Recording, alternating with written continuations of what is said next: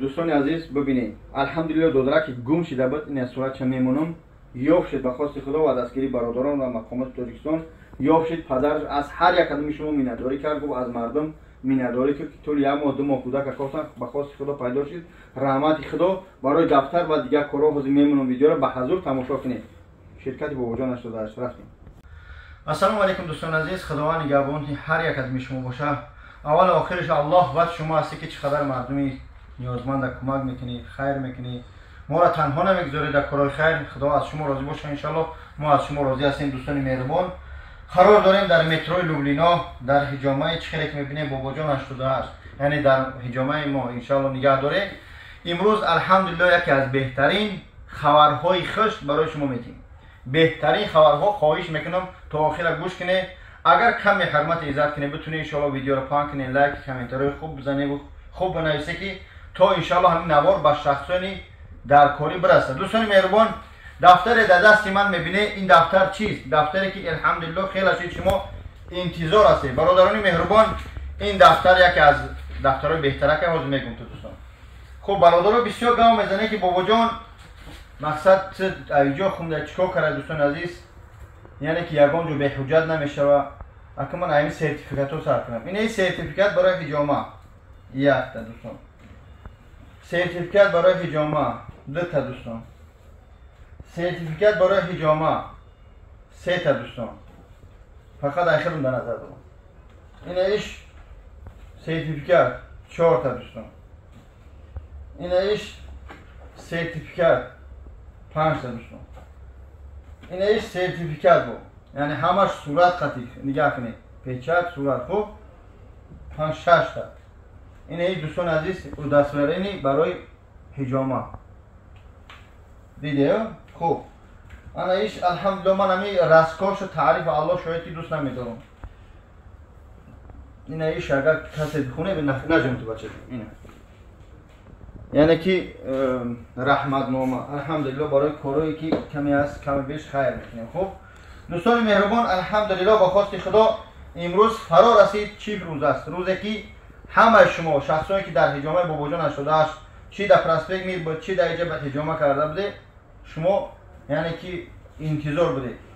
برادران عزیز این دفتری است که کسی اومد که در ما حجامه کرد فیتاباچکا کرد ما مساج کرد شخصانی که کردن نامنویس کردیم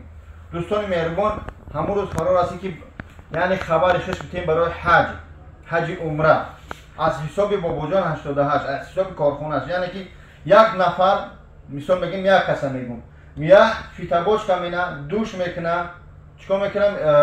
مساج میکنه حجامش میکنه 2000 میسپاره ای همون 2000 همه 500 روبل شما برهم میکنم 1500 شو در جواب میذارم 500 روبل همه جمع میشه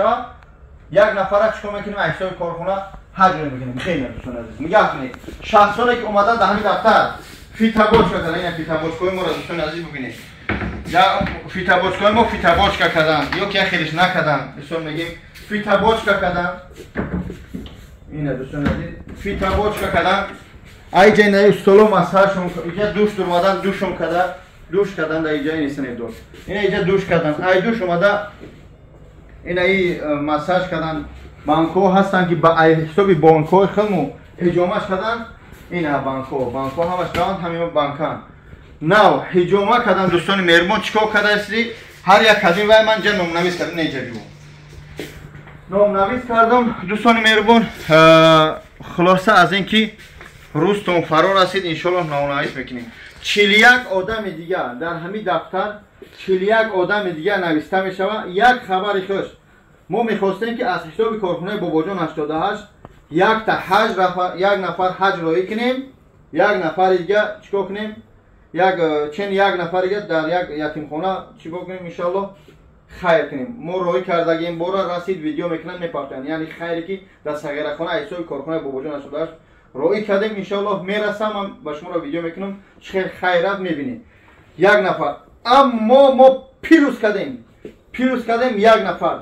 یعنی که اگر 41 نفر یا ان شاء الله شخصانی که مهربان شخصانی که از حساب کارخانه بابا جان 88 میرن 41 نفره دیگه که خوش میشوند از 41 نفر دیگه ان شاء الله یک نفر دیگه را خوش میکنم یک نفر یعنی که حج عمره 2 نفر از حساب کارخانه باباجان 88 میروه حج عمره با هم خاطر دوستان اسپیت کنه. این